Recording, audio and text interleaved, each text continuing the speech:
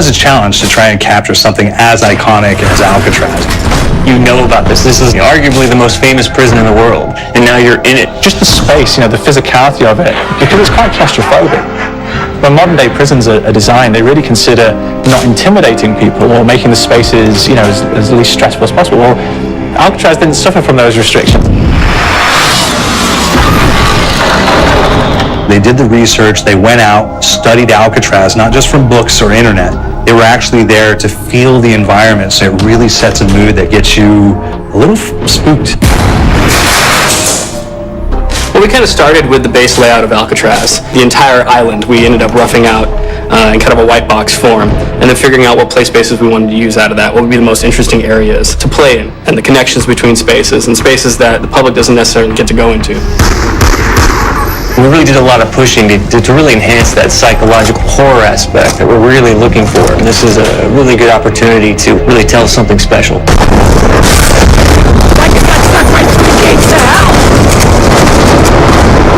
This time around, I feel like it's been identified that there are these side missions that you're going to go out and try to accomplish. Al and the rest of the groups put together this escape plan, but the point is to get the parts and assemble this plane so they can off the island. We did something new for the first time. We have actually contextual music that goes off. So that's a first for zombies. And it's all based around this horror thriller aspect. Every location will have a specific stinger that you hear when you find it, when you discover it, when you start unraveling the story. We start building on the music that you're hearing, and it's really enhancing that experience and going along with it in parallel.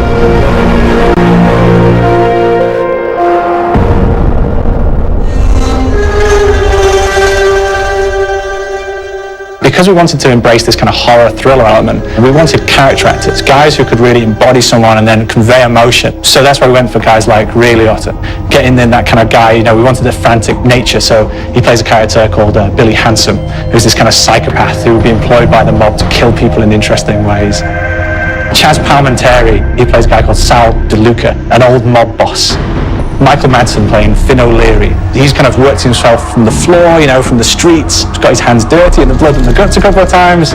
And then we had Joe Pantoliano, and he plays Arthur Arlington, who's nicknamed the Weasel.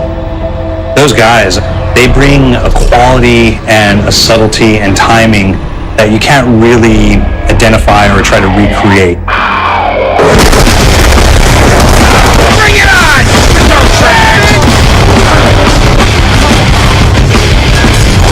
You start off in the afterlife mode, and that's just going to be what's going on. You're going to try to solve the mystery from the second you start.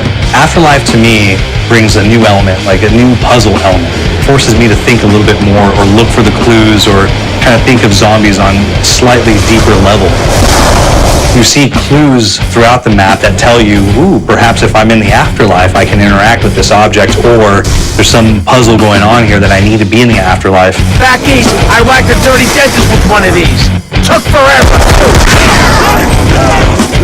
Alcatraz has a Civil War kind of fort background before it turned into a penitentiary. And so we had this kind of backstory, the idea that the warden would have collected Civil War weaponry.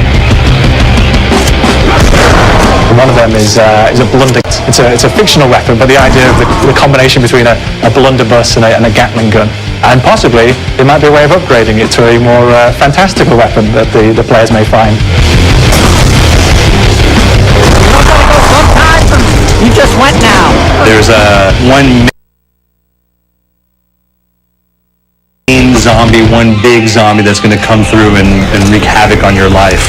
He'll lock down the perk machine, he'll close down the box, so you have to pay to get that open again, so you don't want him to interfere with your process. Now's a good time to pick a fight. It's a fun challenge, it keeps things moving forward. In terms of perks, we have a new perk called Electric Cherry. When you reload, it gives a shock around you, which scales over time. Who's asking for these balls? There's so much to experience in this map. Every time I play it, there's a tactic to take, a new experience, a new objective to go for.